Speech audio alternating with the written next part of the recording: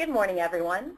I'm Katrina Bear with the Houston-Galveston Area Council, and I would like to thank you for taking this time out of your day to attend our session on available funding for commuter and transit services and transit fleet expansion. An overview of things we're going to cover today. We're going to go over congestion mitigation and air quality funding, what the purposes are, what the requirements are. We're going to discuss the Commuter and Transit Services pilot program, and there have been some fairly sizable changes in that recently. And we are also going to discuss the Transit Fleet Expansion Program, which is a brand new program. If you have any difficulty hearing me, please type it into the comments and feel free to type in questions as we go. I'm planning on addressing all of the questions at the end of the session. The purpose of CMAQ funding, it's given to areas with non-attainment status. The HGB, Houston-Galveston Brazoria region, is in non-attainment for ozone. And the purpose is to reduce transportation system delays, protect and enhance communities in the natural environment. So these funds are for congestion, mitigation, and air quality. And a requirement of these funds are that projects must result in emission reductions, and we must be able to document those. Under MAP 21, they also implemented a need to measure congestion mitigation, but the overwhelming requirement is still emission reductions. You know, as I mentioned, the Houston-Galveston Brazoria area is in ozone non-attainment, and this area is comprised of Harris and the 7 surrounding counties. We are currently home to 5.7 million people. Within the next decade, we're expecting 1 million new people to be transplanted from elsewhere in the United States. And by 2035, we're expecting more than 3.5 million new residents. So the congestion problems we have are set to get a lot worse if we don't actively address them now. I'd like to begin with the Commuter and Transit Services pilot program. We already have an open RFP for this program that's available on the main HGAC website, www.h-gac.com. If you go to the RFP tab on the upper right-hand side, you will find it. This RFP governs over $7 million in CMAQ funds that are currently available, and updated versions of the RFP will continue to govern commuter and transit services pilot process.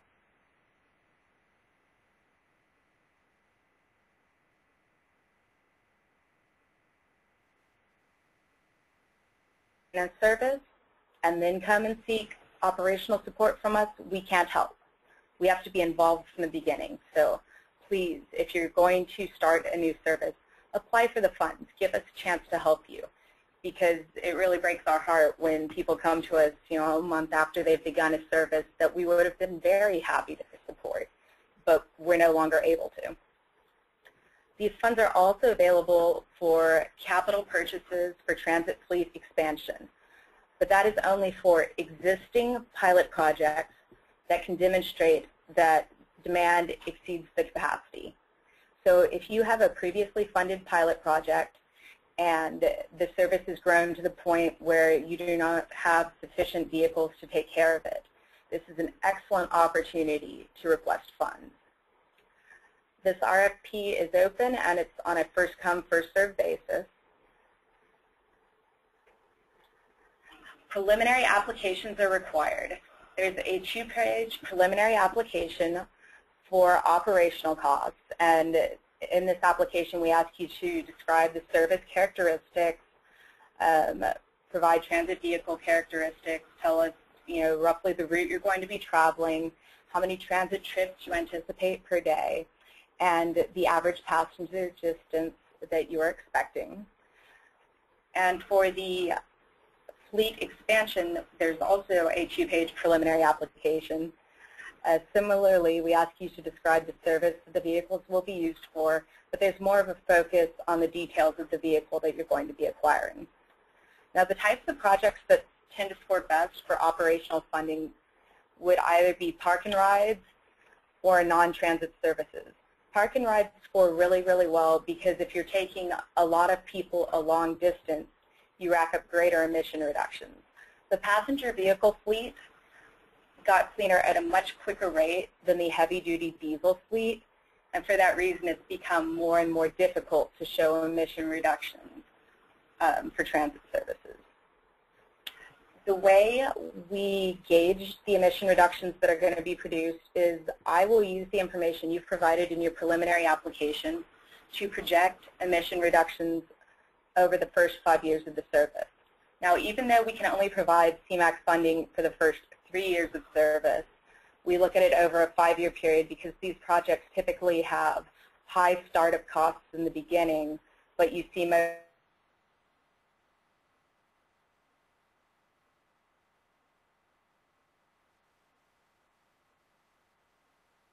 amount of funding we can provide. Because of this, we do require monthly reporting for 5 years, and that's for both operational assistance and for fleet expense.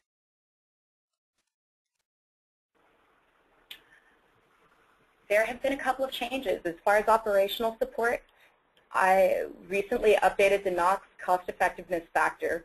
It was previously we would provide up to $150,000 per ton of NOx reduced. We have now changed that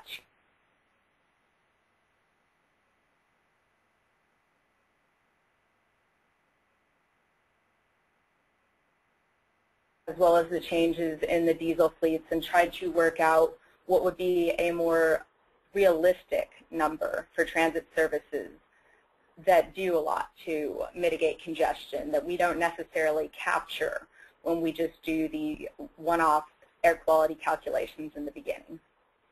These funds are available for the first 3 years of service, and we have updated the levels of match that are available, or the levels of federal funding that are available.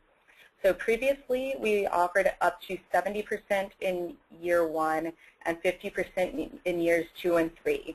Right now we are offering year 1 support of up to 80% and up to 70% in years 2 and 3. We do have an issue where we have around $2 million in funds that are set to expire at the end of 2014. And we are very eager to get as many of these out the door as we can. Even after that, I will always be happy to work with you to help optimize emission reductions. If you're considering a service and the preliminary application comes in with a poor score, we can always look at whether it would be viable to change characteristics that would make it more efficient at eliminating emissions. There have been some changes under MAP 21 that are worth mentioning. Under MAP 21, we can actually offer up to 5 sequential years of support. The thing is when we plan the project, it still has to be planned as 3 years of support, but the 3rd-year budget can be spread across an additional 2 years. That said, the 3rd-year budget cannot exceed the greater of the 1st or 2nd-year budgets. So we want to load up the 3rd-year budget in order to give you additional support for as long as we're able, but at the same time, it can't exceed years 1 and 2. So there's some great opportunities with that, particularly if fare revenue is making a big dent. It could easily be possible to extend it out to 5 years. Eligible applicants for fleet expansion under the pilot project program are existing project sponsors. We require that you commit to fund the operation and maintenance of the vehicles for at least 5 years after the cessation of CMAQ funds. We also require that you demonstrate an ability to provide local match. These are pretty standard requirements. They're similar to what we require for operational support. We can do transit vehicle acquisition for existing project sponsors at 80% federal funding. I've already mentioned the challenge we're facing with fund expiration at the end of 2014. Obviously, it would be helpful if we could procure vehicles for existing pilot project sponsors before these funds expire at the end of 2014, but that would require you to take delivery of the vehicles before the end of 2014. And I know that that may not be realistic. But do keep that in mind. If you think you could pull that off, contact me. I'd be glad to work with you. In light of changes, particularly the growth in population, we're seeing new local priorities. It has been decided by the Transportation Policy Council that demand for transit exceeds supply, and that capitalizing transit equipment investment is a major barrier to service expansion. We are now up to 56 hours of delay per traveler annually. That's up from 29 hours of delay per travel annually in 1982. And the problem is set to get worse. The Transit Fleet Expansion Program is a separate program from what I've been previously discussing, so that's important to note. The Transit Fleet Expansion Program is going to encompass up to $14.4 million in federal funding for transit vehicle acquisition. These funds, while originally CMAQ, have been flexed to FTA and will be constrained under the 5307 program requirements. Because we're going to have to do proper FTA compliant procurements, the eligible subrecipients will already be 5307 or 5311 recipients because we need them to be familiar with FTA requirements. The maximum federal funding available for the purchase of transit vehicles is going to represent 80% of the cost of the vehicle. For the Transit Fleet Expansion Program, we are going to require quarterly reporting for 5 years. HGAC, as the direct recipient, is going to have ongoing oversight responsibility for the entirety of the transit vehicle's useful life. Now, I'm sure you're all probably familiar, but transit vehicle useful life depends on the characteristics of the vehicle. And on the next slide, I've got a chart that just kind of lays out the FTA guidelines in that regard. The evaluation criteria we're going to be looking at are eligibility and need, an applicant's physical capacity and readiness to act, which means you need to include a timeline that discusses where you are in the procurement process or when you plan to issue a procurement document, what time you anticipate the receipt of the vehicle, and the time at which you anticipate the start of the transit service. You know, we're not looking to buy vehicles for people who won't be able to put them into service for 3 years. That's not going to help us. We have immediate problems. So we need you to show us that you are going to be ready to act on these awards if you're given them. We also will look at the transit vehicle's capacity to reduce emissions. So here is the transit vehicle useful life guidelines. You know, transit vehicle useful lives range from 12 years to 4 years.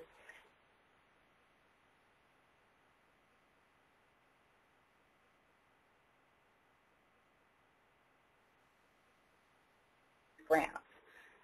We will not accept transportation development credits, and we will not accept in-kind match because you really can't. If we're providing 80% of the cost of a vehicle, you have to be able to pay them the other 20%. I'm not aware of anyone who would be okay with you not. So I know everyone has eagerly been anticipating the Transit Fleet Expansion RFP. I had hoped to have it out and published today, but if wishes were horses, then beggars would drive, and that's not going to happen. So I anticipate the RFP being issued tomorrow, April 2nd. I anticipate the pre-proposal meeting on April 9th. I would encourage you to read the RFP at your earliest convenience so that you can put together questions, because the pre-proposal meeting will be an excellent opportunity for me to address your questions and concerns. The initial submission deadline will be June 1st. The way we are handling this call for projects is we will be accepting applications through June 1st, and then we will select award recipients based on the criteria I described to you earlier. If there are additional funds that remain to be awarded, we will continue to accept applications, but that's contingent on funding availability. So if you don't make the June 1st deadline, go ahead and submit your proposal anyway, because we're going to address them in the order received, but it would behoove you most certainly to make the June 1st deadline. HGAC plans to seek board approval to contract with the selected recipients at the July 15th board meeting. and our goal is to have these contracts in place by September 15th, 2014. Here's my contact information, and I will be glad to address any questions you may have.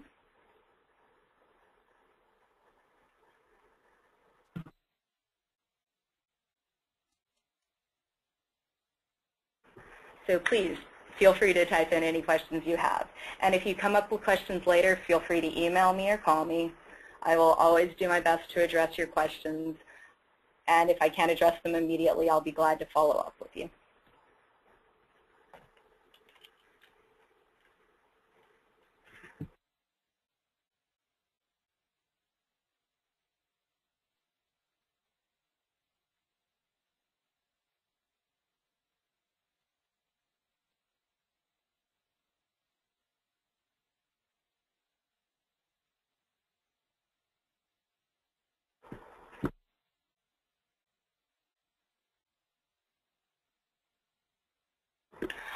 I did get a question. It asked if there's a preferred request limit. I'd like to ask the individual which program they are referring to.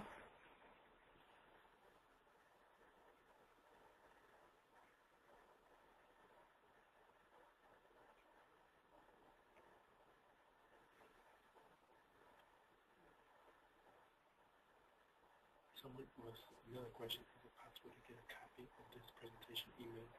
It is most definitely possible to get a copy of this presentation emailed.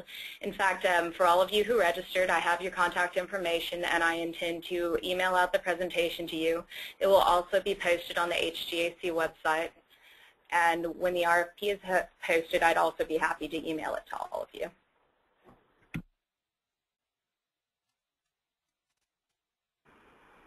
For the fleet expansion program, I can't say that there's necessarily a preferred request limit, but we have to be mindful of the fact that we represent a large region, and just depending on the size of the request, we may be only able to grant partial requests. So, I mean, if you're looking to acquire 56 vehicles and that would eat the whole pie, but we have other really good applicants who show a clear need and a clear capacity for emission reduction, we would have to take that into account. But I mean, feel free to request as many as you need. I'm just telling you, we may issue partial awards.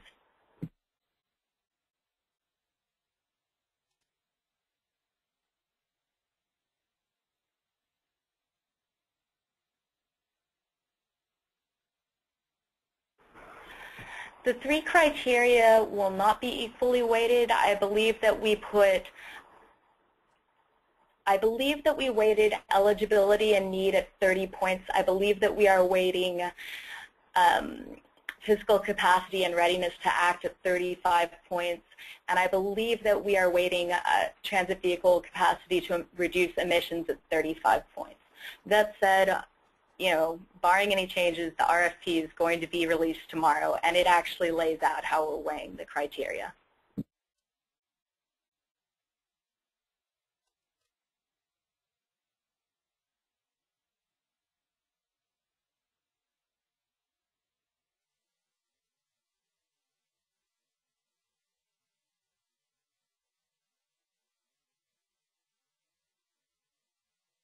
Before the end of 2014, and it would be helpful if I knew for which program you were referring to. But even though we're going to see $2 million in commuter and transit services funding expire at the end of 2014 if it's not expended, we still have another pot of money coming onto line. So, you know, we'll still be accepting applications. It's obviously to our advantage to receive bid earlier and get a project started in 2014, just because we hate to have to give money back, but that, I mean, that won't affect your ability to continue applying for funding support.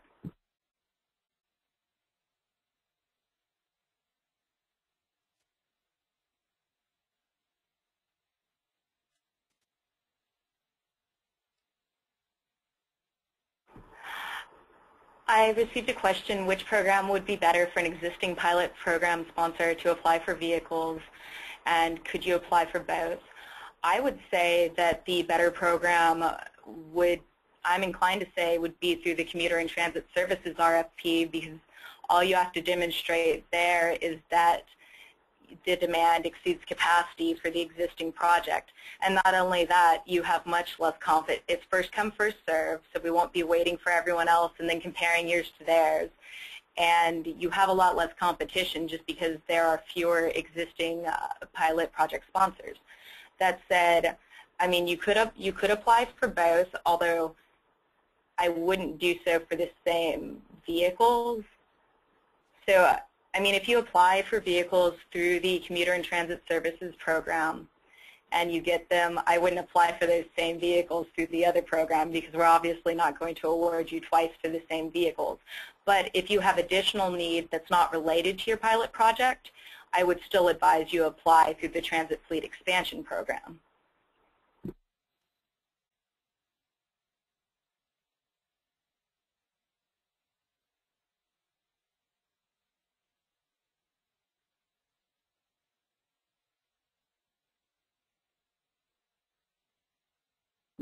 So there was a question for the pilot program if funding could be used for improvements as part of overall. For capital improvements that are part of overall service expansion. The answer is that the only capital assets we're able to fund into this program are transit vehicles. We can't use the funding to build a building or install a bus shelter, and that has to do with the way that the funding came to us through TxDOT. We're specifically a non-construction contract, and capital assets are specifically excluded with the exception of transit vehicles. So even though I do understand there are capital needs that exist associated with expanding service, we're really pretty limited as to the assistance we can offer. Well, I think we're done with the questions. I encourage everyone to contact me if you have any additional questions. I'd really, again, like to thank you all for taking the time to attend. I hope this was helpful and informative, and I am doing my level best to get the fleet expansion RFP out by tomorrow, because it's just going to be the death of me if I don't. So thank you all very much, and have a good day.